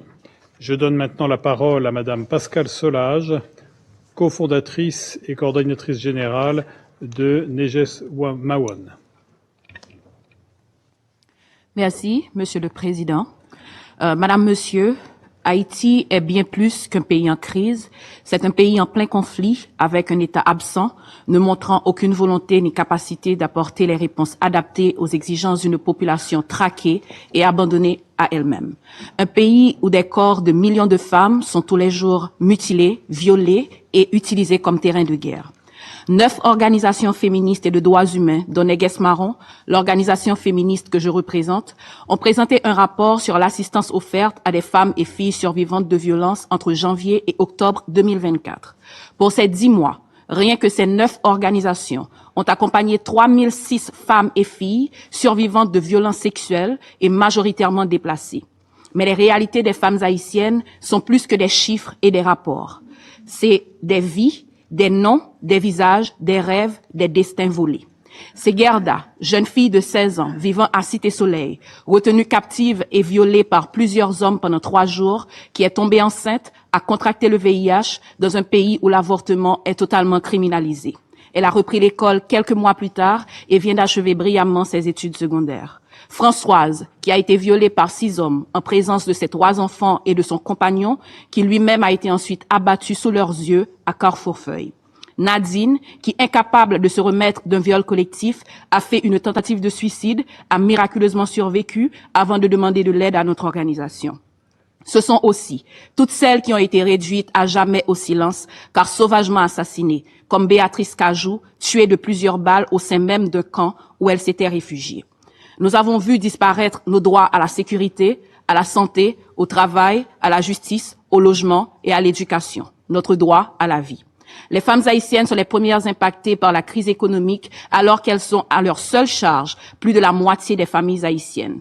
Les inégalités donc historiques que nous confrontons en Haïti sont aujourd'hui renforcées par les impacts incommensurables de la crise. Mais les femmes haïtiennes sont loin d'être uniquement des victimes. Nous sommes surtout des actrices actives dans le changement que nous exigeons. Nous sommes sur le terrain, malgré les risques et le manque de ressources. Nous prenons de la place pour dire haut et fort ce que nous vivons et exigeons, car nous refusons que ce que nous endurons continue d'être invisibilisé et que le silence nous soit imposé. une agentivité indispensable pour résoudre la crise définie par des principes de l'agenda femmes, paix et sécurité, établi par ce même Conseil, pourtant absent de la majorité des politiques, programmes et discours. Aujourd'hui, dans un non-respect total de la Constitution qui exige un minimum de 30% des femmes dans les espaces de décision, nous sommes largement sous-représentés au sein du Conseil présidentiel de transition, au sein du gouvernement et autres espaces de pouvoir décisifs. Un pouvoir de transition qui n'a démontré aucune volonté politique de mettre en œuvre un plan, un agenda et des ressources centrées sur les besoins et les défis des femmes haïtiennes. Après à peu près une année de la présence de la force multinationale en Haïti, aucun progrès et changement n'a été apporté dans la vie des femmes haïtiennes. Au contraire, sans oublier les traumatismes et violences vécus avec des missions onusiennes dans le passé, principalement la MINUSTA. Cette force multinationale doit donc se rappeler de son exigence d'opérer dans le strict respect du droit international en tenant compte de la problématique du genre. Il est temps que la communauté internationale fasse preuve d'une réelle solidarité à travers des politiques appliquées, les fonds mobilisés et surtout un support adapté. Nous recommandons donc l'application effective des mesures de l'agenda Femmes, Paix et Sécurité introduit par la résolution 1325 qui affirme le leadership effectif des femmes pour la prévention, la gestion et la résolution des conflits. Que nos préoccupations et enjeux spécifiques soient une priorité stratégique dans les politiques de sécurité. Une approche féministe est cruciale pour centrer les femmes, car l'inclusion est plus que cocher des cases, mais transférer une réelle autorité qui reflète un engagement à l'agenda des droits des femmes. Encourager le gouvernement haïtien à centrer les principes et recommandations proposés dans le cadre politique pour une transition efficace et équitable, élaboré par la société civile haïtienne et endossé par plus de 180 organisations en Haïti et dans le reste du monde. Le Conseil de sécurité doit exiger et imposer des mesures contraignantes pour bloquer le flux d'armes et de munitions qui alimentent les gangs en Haïti, principalement celles venant des États-Unis, continuer avec les sanctions contre les acteurs liés aux gangs armés et impliqués dans la corruption. Encourager le gouvernement haïtien à suivre les recommandations d'organisations de la société civile, dont Neges Marron, qui ont proposé des pôles judiciaires pour poursuivre les crimes sexuels et financiers et mettre en place un organe de justice transitionnelle pour enquêter et poursuivre les crimes de haut niveau en garantissant l'inclusion des femmes survivantes comme témoins, actrices et bénéficiaires de justice et de réparation. Aider le gouvernement haïtien à renforcer les institutions haïtiennes, les unités spécialisées en violences basées sur le genre au sein de la police nationale d'Haïti et faire de même au sein de la force multinationale.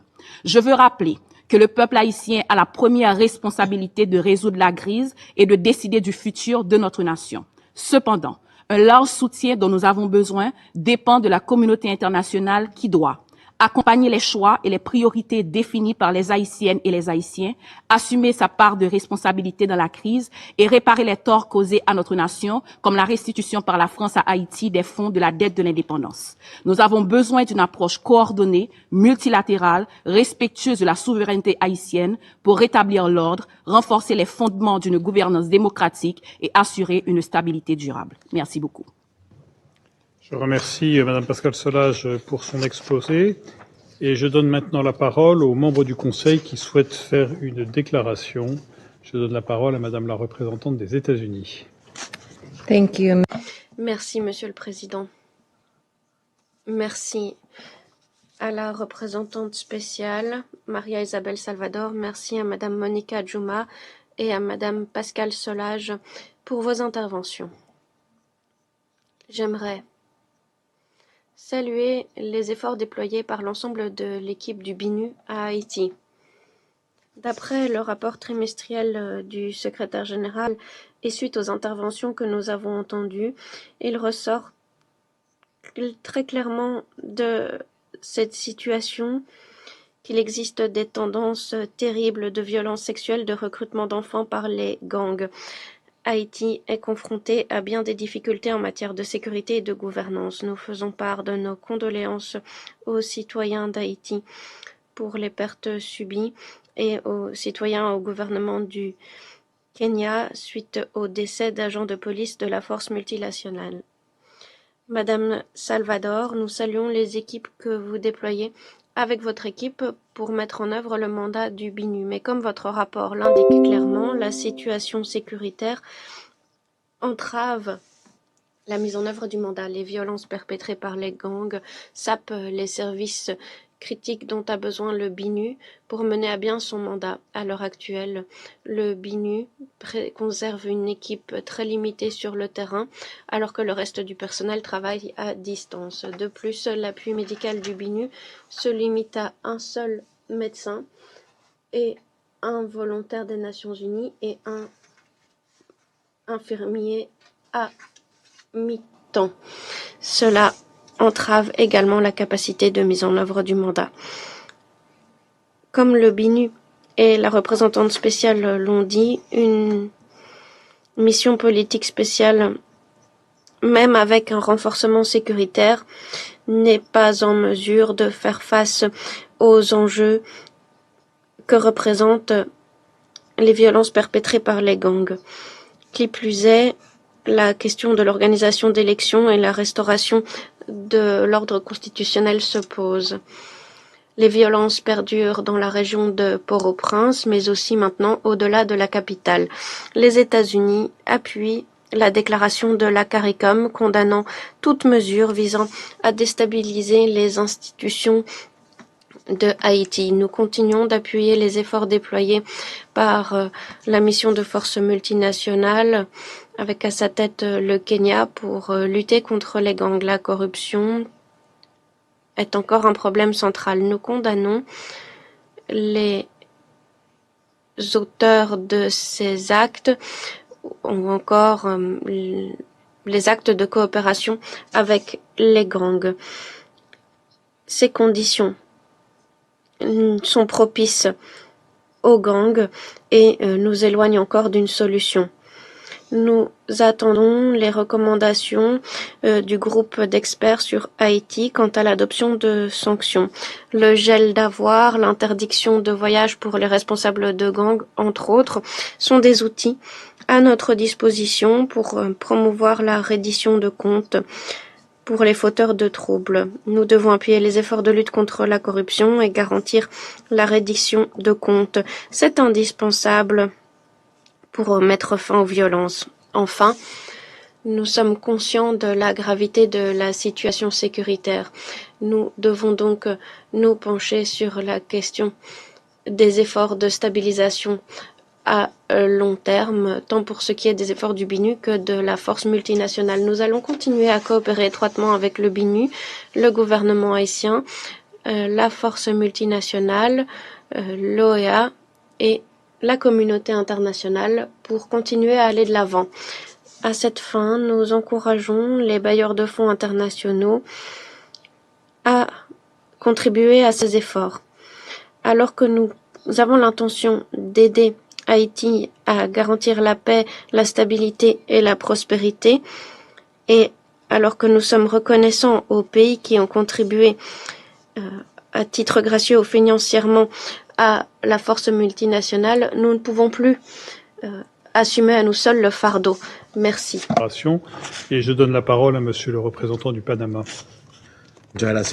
Merci beaucoup, Monsieur le Président.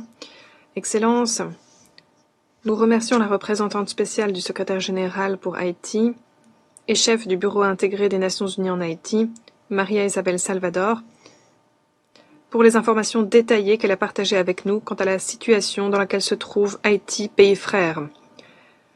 Nous souhaitons la bienvenue à son Excellence Monsieur Jean-Victor Harvel Jean-Baptiste, ministre des Affaires étrangères d'Haïti.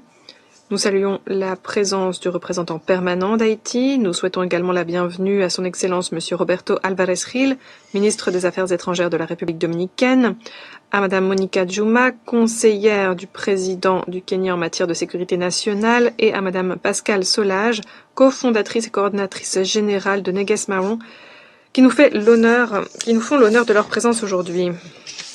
Nous présentons nos plus sincères condoléances aux familles des plus de 2660 victimes d'homicides qui ont perdu la vie pendant la période à l'examen. Nous transmettons également nos condoléances aux êtres chers de Samuel Kaitwai et Bénédicte Kabirou, membres de contingent de police de la mission multinationale d'appui à la sécurité en Haïti, qui ont perdu la vie dans l'exercice de leurs fonctions. Nous transmettons également ce message au Kenya Nous applaudissons avec le plus profond respect son courage et sa solidarité vis-à-vis du peuple haïtien en ces moments si difficiles. Aujourd'hui en Haïti, il y a plus d'1 million de personnes déplacées internes, plus de 5 millions de personnes souffrent d'un risque élevé d'insécurité alimentaire aiguë. 39% des installations médicales sont fermées. Tous les moyens de transport, par voie maritime, aérienne ou terrestre, sont contrôlés par des gangs et des centaines d'écoles ont fermé leurs portes ou sont détruites.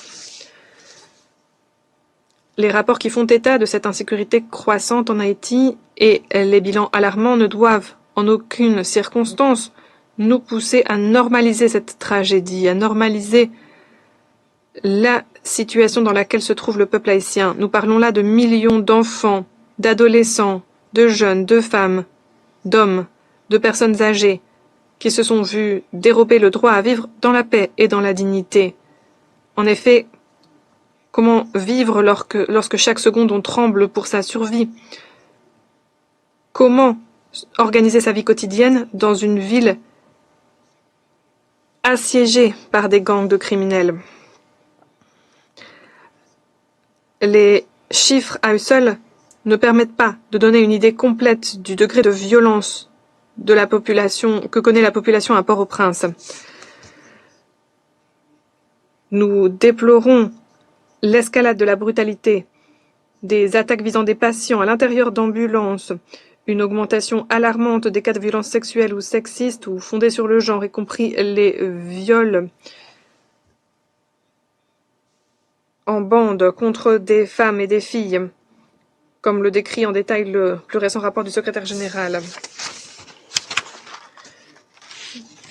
Aux yeux du Panama, il ne fait aucun doute que la présence de l'ONU doit être renforcée. Dans ce contexte, nous disons notre appui au BINU et à la mission MSS. Nous applaudissons leurs efforts et leur travail de tous les instants pour répondre aux besoins croissants en matière de ressources humaines et financières.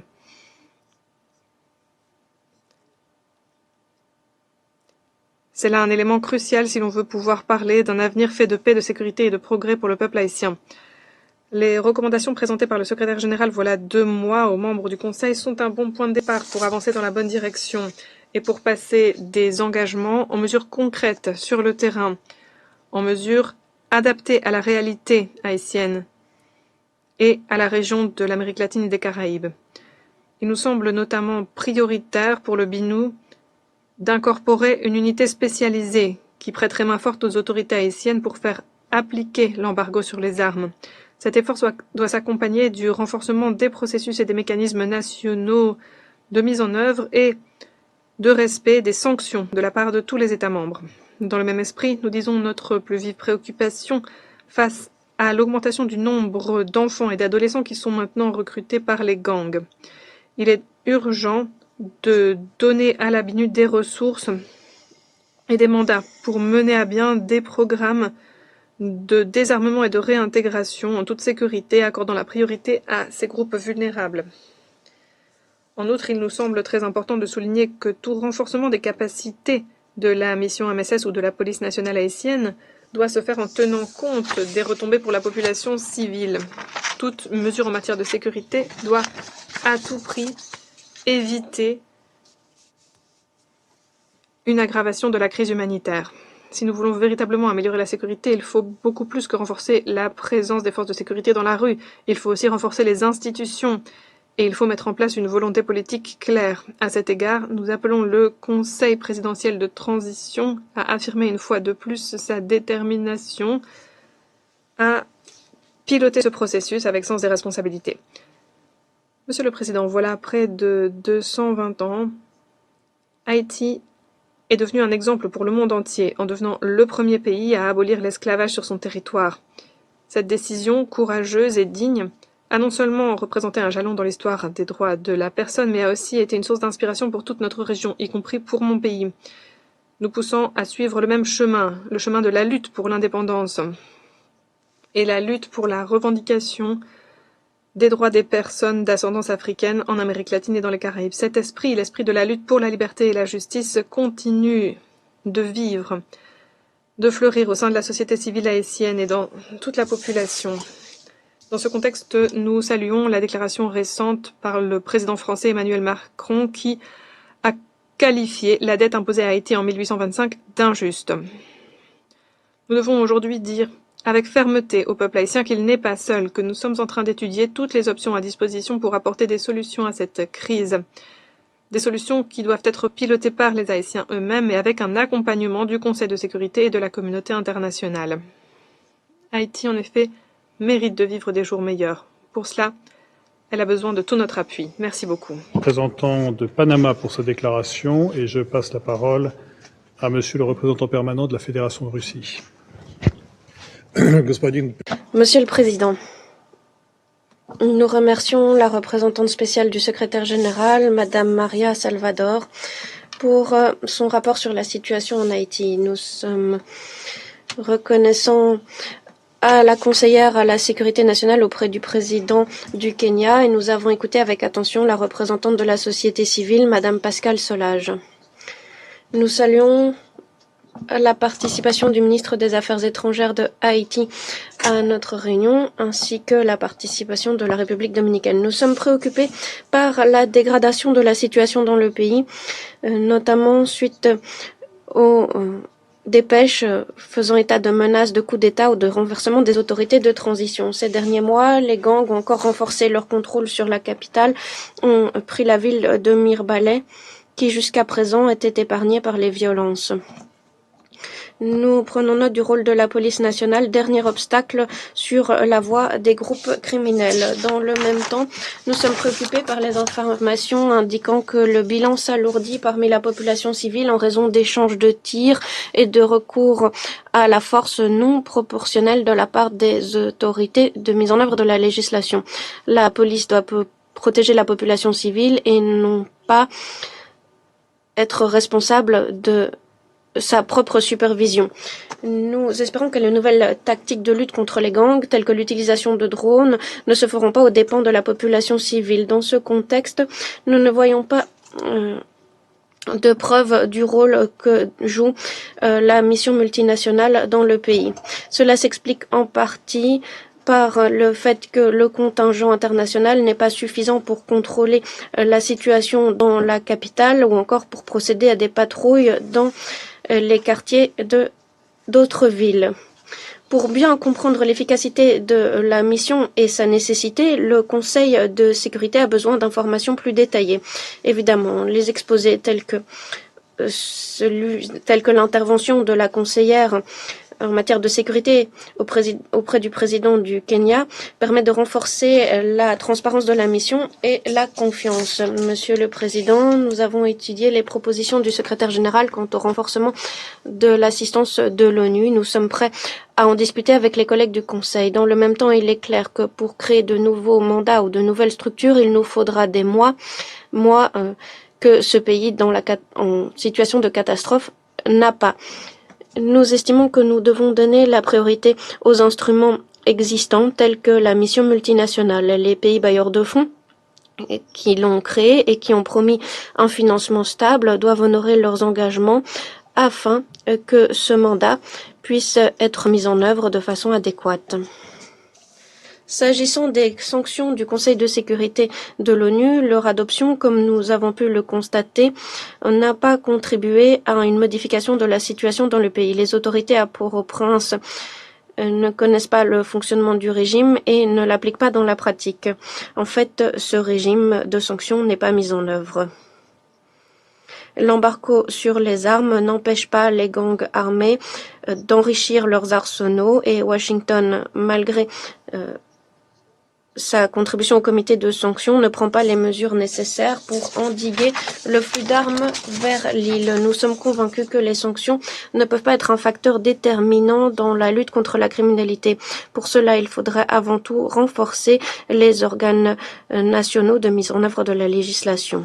Monsieur le Président, la débauche de violence à Haïti n'est pas le fruit du hasard, mais bien un résultat logique de la dégradation de la situation dans un pays qui a tant souffert et qui, depuis plusieurs années, est dépourvu d'autorités élues démocratiquement.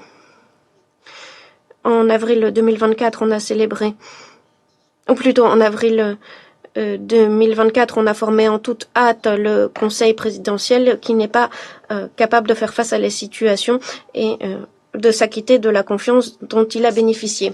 Dans ce contexte, les demandes pour un pouvoir plus représentatif de la part de la société civile se comprennent. Les efforts doivent contribuer à la tenue d'élections et à un référendum constitutionnel afin de garantir des autorités démocratiquement élues. Dans le même temps, en l'absence de sécurité ou d'un État capable de la garantir, la possibilité d'organiser des élections est remise en question. Nous estimons que la solution à plus long terme dépend des Haïtiens eux-mêmes qui doivent pouvoir, sans ingérence extérieure, trouver des réponses aux nombreux enjeux auxquels fait face le pays.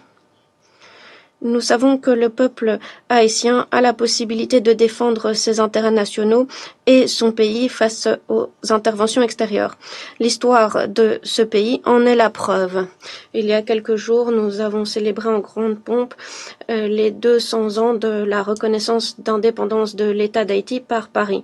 Cette reconnaissance s'est accompagnée d'obligations honteuses, notamment l'indemnité à payer pour l'indépendance, première fois dans l'histoire où une victime a dû dédommager son obsesseur. En conséquence, ce jeune État haïtien a été contraint pendant 140 ans de payer des sommes faramineuses aux colonisateurs français qui, avant l'indépendance de Port-au-Prince, pendant des décennies, ont siphonné les ressources naturelles et ont exploité allègrement la population locale. D'après les experts, les pertes économiques pour Haïti en raison de ce paiement de la dette dépassent les 20 milliards de dollars américains.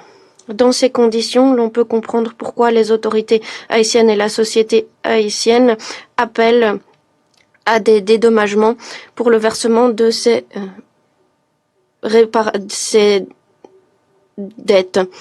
Nous appuyons les demandes légitimes de Haïti, tout comme d'autres pays de l'hémisphère sud, qui appellent les anciennes métropoles à être responsables des crimes commis pendant l'ère coloniale. Il convient de tourner la page de cette période honteuse de notre histoire. Merci. Je remercie Monsieur le représentant permanent de la Fédération de Russie pour sa déclaration et je donne la parole à Madame la représentante permanente du Guyana. Thank you, Mr. President. Merci, Monsieur le Président. J'ai l'honneur de prononcer cette intervention au nom des A3+, l'Algérie, la Sierra Leone, la Somalie et mon propre pays, le Guyana. Nous remercions la représentante spéciale Salvador, Madame Djouma et Madame Solage pour leurs exposés. Nous saluons la participation de son Excellence Jean-Victor Harvel Jean-Baptiste, ministre des Affaires étrangères de Haïti, et le représentant permanent de Haïti. Nous saluons son Excellence Roberto Alvarez Gil, ministre des Affaires étrangères de la République dominicaine, qui participe à notre réunion. Notre réunion a lieu alors que des dépêches font état d'une recrudescence des violences et d'autres activités déstabilisatrices perpétrées par des gangs à Port-au-Prince et aux alentours de Port-au-Prince. Nous condamnons le meurtre de civils innocents aux mains de gangs criminels. Nous faisons part de notre solidarité infaillible avec Haïti. Nous faisons part de nos plus sincères condoléances au peuple et au gouvernement de Haïti au lendemain des attaques à Kenskoff et dans certains quartiers de Carrefour. Nous faisons part au Kenya et à la population du Kenya de nos condoléances suite au décès parmi les membres du contingent. Nous rejetons toute volonté de remplacer les autorités de gouvernance de transition par la force ou la violence. Nous appelons la communauté internationale à appuyer ce processus mené par et pour Haïti, qui doit donner la priorité à la paix et la stabilité et la restauration de l'ordre démocratique dans le pays. L'insécurité croissante continue d'avoir des conséquences dévastatrices pour la population haïtienne et continue d'exacerber les crises humanitaires, économiques et politiques tout en renforçant l'insécurité alimentaire et nutritionnelle. Nous félicitons les efforts déployés par les autorités nationales avec le BINU, l'ONU et d'autres partenaires internationaux pour combler les lacunes dans les efforts déployés pour faire face aux enjeux multidimensionnels dans le pays. Nous prenons note des mesures visant à améliorer la coordination des efforts de protection des personnes déplacées à l'intérieur du pays, l'amélioration de la supervision des droits humains et encore le renforcement des efforts en matière de lutte contre les violences sexuelles et sexistes. Nous saluons les efforts de réintégration des enfants et des jeunes touchés par le conflit dans le cadre des efforts déployés par la Commission nationale sur le désarmement, la démobilisation et la réintégration. Certes, nous saluons ces évolutions positives, mais force est de constater que la situation se dégrade de jour en jour. Le Conseil ne peut pas accepter ce statu quo. Nous devons agir maintenant et renforcer les efforts internationaux pour fournir l'appui nécessaire en matière de renforcement de la sécurité, de la stabilité, de la reconstruction économique et sociale, ainsi que de l'édification des institutions démocratiques d'Haïti. Étant donné la détérioration de la situation sur le terrain et la lettre du secrétaire général du 24 février faisant des recommandations stratégiques et des propositions d'un appui de l'ONU renforcé à Haïti, nous faisons les 4 appels suivants. Premièrement, les progrès à Haïti sur tous les volets, y compris la restauration de la démocratie, dépendent du rétablissement du contrôle de la situation sécuritaire. Jusqu'à présent, la mission est déployée à 40% et ne peut pas pleinement s'acquitter de son mandat. Elle doit être pleinement déployée et dotée de suffisamment de ressources pour épauler la police nationale haïtienne, rétablir l'ordre.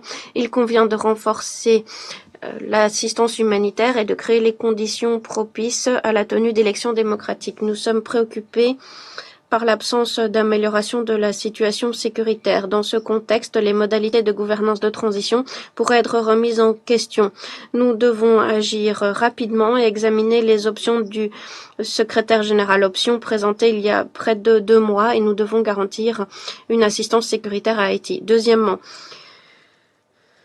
les besoins financiers pour répondre aux efforts humanitaires augmente, alors que le plan de réponse, quant à lui, est sous-financé. L'année dernière, seuls 44% des fonds ont été obtenus, ce qui a limité l'acheminement de l'assistance. Cette année, la crise du déplacement en Haïti a atteint des niveaux sans précédent et a augmenté de près de 300% en un an seulement.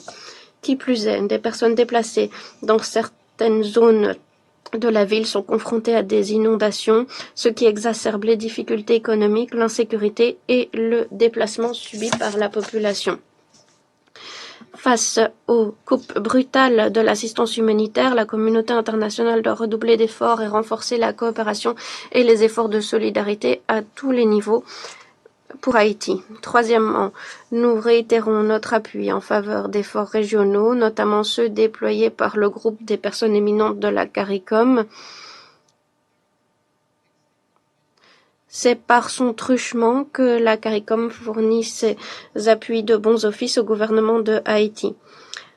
Le processus de gouvernance de transition doit donner lieu à des élections démocratiques avec l'assistance de la CARICOM. C'est essentiel. Nous sommes préoccupés par les obstacles qui entravent le suivi du processus politique et nous insistons sur l'importance pour toutes les parties prenantes politiques haïtiennes, y compris le Conseil présidentiel de transition, de demeurer engagé en faveur de ce processus et de donner la priorité au peuple haïtien. Quatrièmement et dernièrement, nous appelons à la pleine mise en œuvre du régime de sanctions. C'est un outil qui permet de juguler les violences des gangs, d'endiguer le trafic et le détournement d'armes et de munitions dans le pays. Sans accès aux armes et munitions illégales, les groupes armés ne seraient pas en mesure de prendre en otage l'ensemble du pays. Les États membres de l'ONU et le Conseil de sécurité ont un rôle à jouer pour que les sanctions soient appliquées et mises en œuvre. Il est possible d'aller de l'avant dans le pays en étant unis par le même objectif et en combinant les efforts des parties prenantes nationales, régionales et internationales. En guise de conclusion, nous participerons activement aux délibérations du Conseil sur la situation dans le pays et nous comptons sur une coopération constructive avec les membres du Conseil au sujet des recommandations du secrétaire général. Merci. Je remercie Madame la représentante permanente du Guyana pour sa déclaration au nom des A3+, et je donne la parole à Madame la représentante permanente du Danemark. Thank you, Mr. President. Merci, Monsieur le Président. J'aimerais remercier la représentante spéciale Salvador, la conseillère pour la sécurité nationale et la représentante de la société civile pour leurs exposés. Je salue les ministres des Affaires étrangères de la République dominicaine et le représentant permanent de Haïti. Comme nous l'avons entendu très clairement aujourd'hui, le temps est compté pour Haïti. Les gangs armés continuent d'élargir leurs zones de contrôle ainsi que leurs arsenaux. Près de 85% de Port-au-Prince est contrôlé par les gangs. La chute de la capitale aux mains des gangs est une possibilité à ne pas éliminer et nous ne pouvons pas nous le permettre. J'aimerais mentionner 3 points. Nous devons donner la priorité à la sécurité. La police nationale haïtienne continue de faire face à des niveaux de violence et d'insécurité élevés. Voilà pourquoi nous appuyons la mission multinationale et nous sommes en phase finale d'approbation d'une contribution de 1,5 million de dollars au fonds d'affectation spéciale. Toutefois, nous devons compter sur un investissement accru de l'ONU. Nous remercions le secrétaire général pour ses recommandations. Nous appuyons le recours aux sanctions ciblées pour lutter contre les violences perpétrées par les gangs, les activités criminelles et les violations des droits humains. Nous appelons à une meilleure mise en œuvre de l'embargo sur les armes et à inscrire les auteurs de violences sexuelles et sexistes à la liste des sanctions. Deuxièmement, nous devons faire face à la situation humanitaire et des droits humains déplorable dans le pays. Entre janvier et mars de cette année, plus de 1500 personnes auraient été tuées. Les membres des gangs font montre d'une violence extrême, ayant pour objectif de susciter la peur parmi la population. Personne n'est à l'abri de ces violences. Les femmes et les filles sont victimes de nombreuses violences sexuelles et sexistes, avec des témoignages effroyables d'enlèvements, de viols et d'exécutions.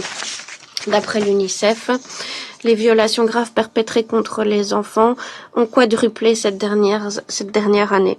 Ces violences effarantes devraient être condamnées. Nous devons garantir la reddition de comptes, renforcer les institutions de l'État. Le gouvernement haïtien doit créer un système de justice pénale efficace, doit renforcer les services de police, les services judiciaires et les services pénitentiaires pour mettre fin à l'impunité.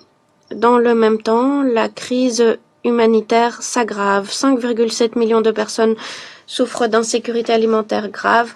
Certains sont même dans des conditions de famine. Les travailleurs humanitaires et les travailleurs du secteur de la santé sont victimes d'attaques alors que les gangs prennent pour cible les hôpitaux, les voies de déplacement et entravent l'acheminement de l'assistance. Ces travailleurs ne devraient jamais être pris pour cible. Il convient de garantir leur sûreté et leur sécurité. Nous devons progresser sur le volet politique. Moins d'1 an nous sépare quant à la fin de la mise en œuvre de la feuille de route. De véritables améliorations doivent être obtenues pour la tenue d'élections libres et inclusives.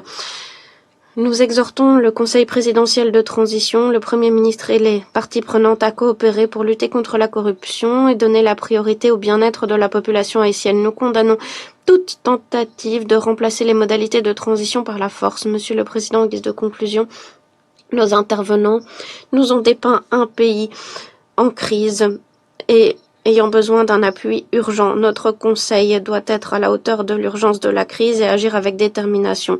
Haïti doit demeurer une priorité pour nous et nous sommes prêts, avec les autres membres du Conseil, à y parvenir. Merci. Pour sa déclaration, et je donne la parole à Monsieur le représentant permanent du Pakistan. Thank you. Merci, Monsieur le Président. Nous remercions la représentante spéciale du secrétaire général, Madame Maria Isabel Salvador, pour son exposé circonstancié.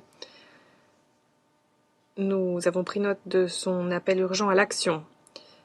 D'emblée, je salue et j'applaudis les efforts du BINU alors que l'environnement se détériore rapidement et devient de plus en plus complexe en Haïti. Nous avons également écouté avec attention Madame Monica Djouma, conseillère nationale en matière de sécurité pour la présidence kenyane. Le Pakistan applaudit les efforts de la mission MSS avec à sa tête le Kenya pour ramener la paix et la stabilité en Haïti. Nous avons également écouté avec attention Madame Pascale Solage qui nous a parlé des dures réalités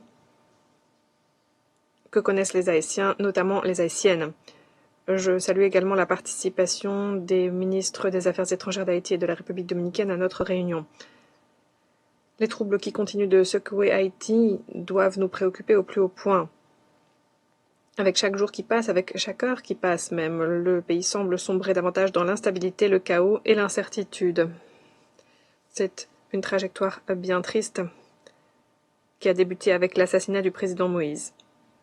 Haïti est aux prises avec 3 crises politiques, sécuritaires et humanitaires qui se conjuguent. L'aggravation de la situation sécuritaire caractérisée par l'essor de la violence des gangs, l'absence de stratégie efficace et cohérente en matière de sécurité, le manque de ressources, les flux d'armes illicites échappant à tout contrôle et des clivages politiques de plus en plus marqués. La situation sécuritaire, donc, a poussé la situation au bord de l'abîme, a poussé le pays au bord de l'abîme. Nous sommes très préoccupés par les signalements selon lesquels des gangs armés ont pris le contrôle de la plupart des quartiers de Port-au-Prince et menacent maintenant directement les institutions de l'État. L'attaque visant Mirbalais et l'attaque visant des hélicoptères gouvernementaux ou encore la prise de la prison de Mirbalais sont des événements particulièrement préoccupants.